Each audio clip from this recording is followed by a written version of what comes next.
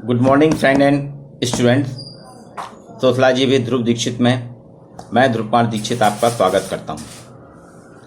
प्रकारवादी सिद्धांत की हमारी जो कक्षा चल रही है उसमें आज मैं आपके साथ एक प्रकारवाद के एक नए सिद्धांत नव प्रकारवाद नियो फंक्शनलिज्म पे आज आपके साथ में इस क्लास में चर्चा करूंगा। समाजशास्त्र और मानवशास्त्र, सोशलॉजी और एंथ्रोपोलॉजी, इन दोनों क्षेत्रों में प्रकारवाद 20वीं शताब्दी के मध्य तक काफी इफेक्टिव रहा, क्योंकि सामाजिक परिवर्तन, सामाजिक संरचना और उनके प्रकारों में जो विरोधाभास थे, सामाजिक संघर्ष था, जैसे महत्वपूर्ण प्रभावी विधियों की इसने अवहेलना की। इसको थोड़ा इसने अलग रखा प्रकारवादियों ने, इसलिए प्रकारवाद की आलोचना शुरू हो गई, कटु आलोचना, और इसके सैद्धांतिक सार्थकता, सिग्निफिकेंस, थ्योरेटिकल सिग्निफिकेंस और प्रासंगिकता पर प्रश्न उठने लगे। समाजशास्त्र के प्रारंभिक सिद्धांतों में प्रकारवाद वास्तव में एक सर्वाधिक प्रतिष्ठित सिद्धांत रहा, लेकिन संपूर्ण सामाजिक संरचना और प्रक्रिया के आलोक में इसका कई स्तरों पर विभिन्न आलोचनाओं का, विशेषकर 1960 के दशक में इसको बहुत सामना करना पड़ा आलोचनाओं का। इसकी आलोचना के केंद्र में दो बिंदु थे। पहला, प्रकारवाद ने सामाजिक परिवर्तन की प्रक्रिया की अनदेखी की। पहला बिंदु, प्रकारवाद ने क्या करा? सामाजिक परिवर्तन की प्रक्रिया, प्रोसेस ऑफ सोशल चेंज को इग्नोर किया। दूसरा, प्रकारवाद ने सामाजिक व्यवस्था में विद्यमान संरचनात्मक विरोधाभासों और संघर्ष की स्थिति की भी अवहेलना, मतलब उसने इग्नोर किया। वो मानता ही नहीं है प्रकारवाद कि सामाजिक व्यवस्था में संरचना में विरोध होते हैं और कॉन्फ्लिक्ट होता है, इसकी उसने विरोध की। अतः प्रकारवाद वास्तव में क्या है?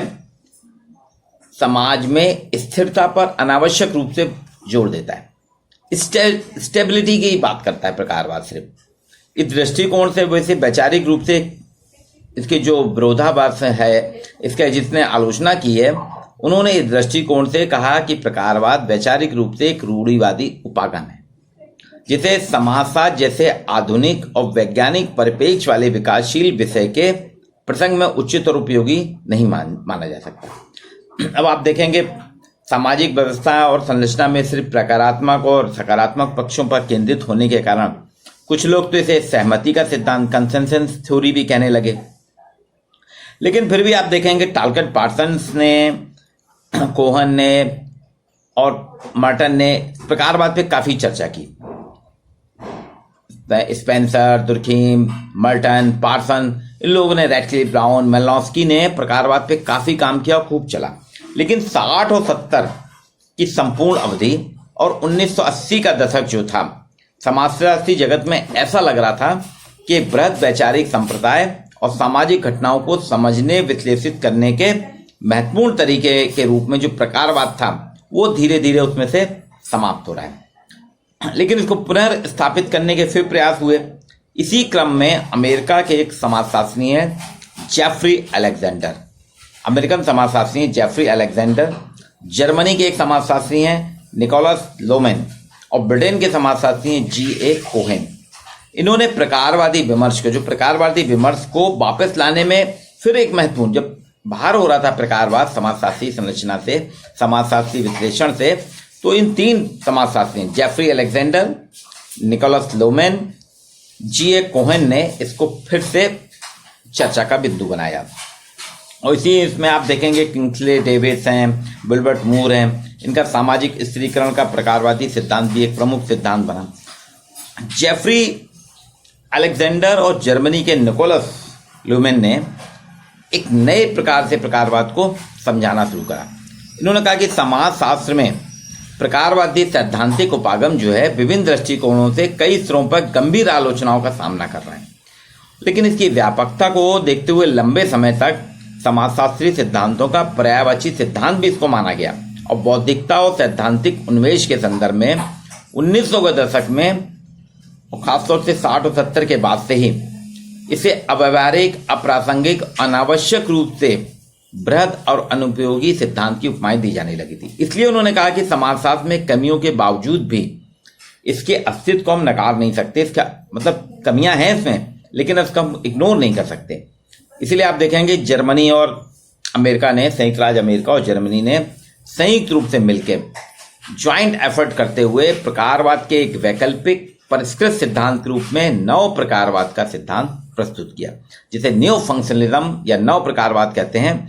इसमें जेफरी सी अलेक्जेंडर को नव प्रकारवाद का प्रणेता माना जाता है, जिन्होंने 1984 में अमेरिकी समाजशास्त्री संगठन की वार्षिक बैठक जो थी उसमें पार्सन्सवादी सिद्धांत की पुनर्स्तुति एवं पुनर्निर्धारण की दृष्टि से एक शोध पत्र और लेख प्रस्तुत किया था, जिसमें महत्वपूर्ण और नवीन समाजशास्त्री सैद्धांतिक विमर्श के रूप में इसको आगे बढ़ाया। अलेक्जेंडर ने जो था नव प्रकारवाद जो है, प्रकारवाद अलेक्जेंडर का नव प्रकारवाद और मार्क्सवाद के मत चिन्हित 3 मौलिक समानताओं पर आधारित है। इसमें दोनों ही महासिद्धांतों ग्रैंड थ्योरी में मौलिक स्वरूप और प्रस्थापनाओं की आलोचना तथा प्रतियोगी विकास कंपैरेटिव डेवलपमेंट को कई प्रारूप जो उसके थे उसको सम्मिलित किया। इनकी एक किताब है थ्योरेटिकल लॉजिक इन सोशियोलॉजी। इसमें उन्होंने नव प्रकारवाद की सैद्धांतिक रूप से स्पष्ट करने के लिए कुछ प्रवृत्तियां, कुछ कंपोनेंट्स को उन्होंने अकादमिक समाजशास्त्री जगत के सामने रखा। पहला, प्रकारवाद का एक ऐसा स्वरूप निर्मित किया जा सके, बोले हम सभी समाजशास्त्रियों को प्रकारवाद फंक्शनलिज्म के एक ऐसे स्वरूप को विकसित करना होगा जो पूर्व की अपेक्षा बहुआयामी हो, मल्टी डायमेंशनल हो और उसमें विश्लेषण के संदर्भ में सूक्ष्म और बृहद, माइक्रो और मैक्रो दोनों लेवल का समावेश हो। ये उनके एक बात रखी। दूसरा वो कह रहा था जेफरी अलेक्जेंडर, प्रकारवाद को लेफ्ट की ओर धकेला जा सके, मतलब वाम पक्ष की ओर धकेला जा सके और उसमें आधुनिकता के संदर्भ में टालकट पार्सन के आशावाद को सम्मिलित किया जाना चाहिए। वो कहता है पार्सन्स के जो प्रकारवाद में था, आधुनिकता के संदर्भ में पार्सन्स ने जो बात की है, आशावाद को इसमें सम्मिलित किया जाना चाहिए। तीसरी चीज वो कहते हैं, प्रकारवादी विश्लेषण में जो हम एनालिसिस करते हैं फंक्शनलिज्म का, उसमें स्पष्ट रूप से प्रजातांत्रिक व्यवस्था को, प्रजातांत्रिक पुट को भी सम्मिलित करना चाहिए। और चौथी बात वो कहता है कि इसमें संघर्षवादी उन्मेषीकरण को स्थान देना होगा, हमें कॉन्फ्लिक्ट एनालिसिस को भी स्थान देना होगा। उसमें आकस्मिक और अनिश्चित प्रकृति की अंतरक्रियात्मक रचनात्मकता पर ध्यान जा सके। ये जेफरी अलेक्जेंडर था, जिन्होंने इस प्रकार से इसके प्रणेता कहे जाते हैं न्यू फंक्शनलिज्म के। इसके बाद इन्हीं के क्रम में जर्मन के एक समाजशास्त्री हैं निकोलस लैमेन। उन्होंने भी नव प्रकारवाद के सैद्धांतिक संदर्भ में, सैद्धांतिक प्रारूप में अपने कुछ विचार रखे। निकोलस की एक किताब है द डिफरेंशिएशन ऑफ सोसाइटी। इसमें उन्होंने व्यवस्था को विमर्श, चर्चा के केंद्र में रखते हुए परंपरागत जो ट्रेडिशनल प्रकारवाद है, इसकी मूलभूत प्रस्थापनाओं, एजम्पशन और प्रकारात्मक आवश्यकताओं, फंक्शनल नीड्स और पूर्वापेक्षा प्रीजुडिस को नकारते हुए, मतलब परंपरागत प्रकार जो था प्रकारात्मक आवश्यकताएं थी उसको अलग करते हुए, इसके स्थान पर उन्होंने कहा कि हमें व्यवस्था और व्यक्तियों की संरचित और संगठित सामाजिक क्रियाओं के पारस्परिक संबंधों को आधार मानना चाहिए।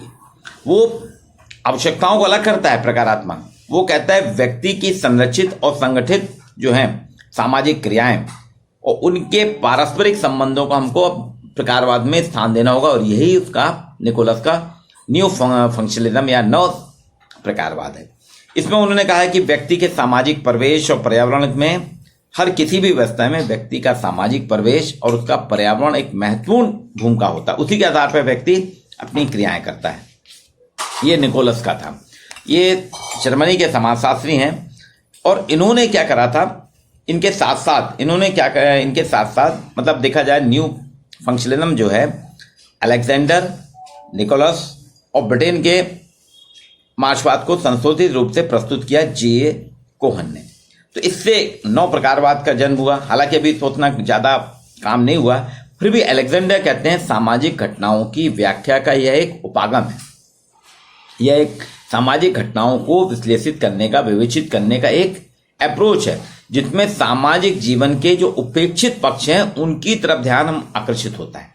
मतलब सामाजिक जीवन के बहुत से एस्पेक्ट होते हैं जिसमें प्रकारवादियों ने ध्यान ही नहीं दिया, इसलिए उन सभी को नव प्रकारवाद जितने उपेक्षित पक्ष हैं सामाजिक जीवन के हमारे, उस पर ध्यान आकर्षित करता है।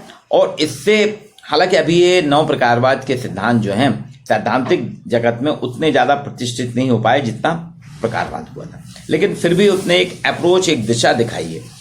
इसको विकसित करने में जो है इन तीनों का बहुत महत्वपूर्ण योगदान है। लोहान का तो मैंने बात ही की है कि उन्होंने व्यवस्था को केंद्रीय स्थान देते हुए नव प्रकारवाद को स्थापित किया और एक हद तक नव प्रकारवाद की व्याख्या अमूर्त धरातल पर करते हैं।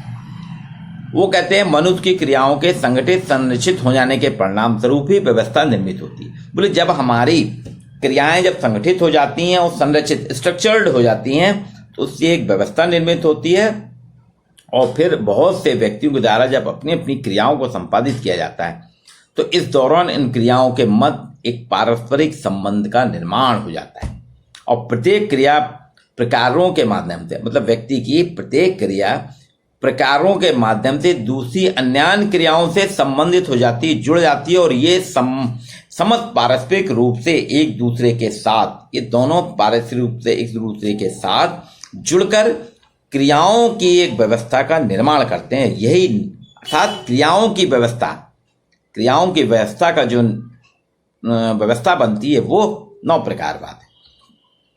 उसने पुरानी कई मान्यताओं का खंडन भी किया है। बोलता है सामान्यतः प्रकारवादियों ने प्रकारवाद का मूल आधार प्रकारात्मक आवश्यकताएं, फंक्शनल नीड माना है और पूर्व अपेक्षित परिणाम माना है, लेकिन वो कहता है इन दोनों को उसने पूरी तरह से नकार दिया, वो इनकी आवश्यकता ही नहीं है। वो होता है मनुष्य की क्रियाएं संरचित और संगठित होने से ही तो व्यवस्था का जन्म होता है। बोले हमारी बहुत सी क्रियाएं हम संगठित रूप में करते हैं, जैसे अभी लेक्चर हम पढ़ा रहे हैं आपको संगठित और संरचित रूप में पढ़ा रहे हैं। इससे हमारी क्रियाओं के कारण एक ऑनलाइन ई लर्निंग की व्यवस्था का जन्म हुआ है। ये ई लर्निंग की व्यवस्था हमारी संरचित और संगठित व्यवस्था के कारण हुआ है।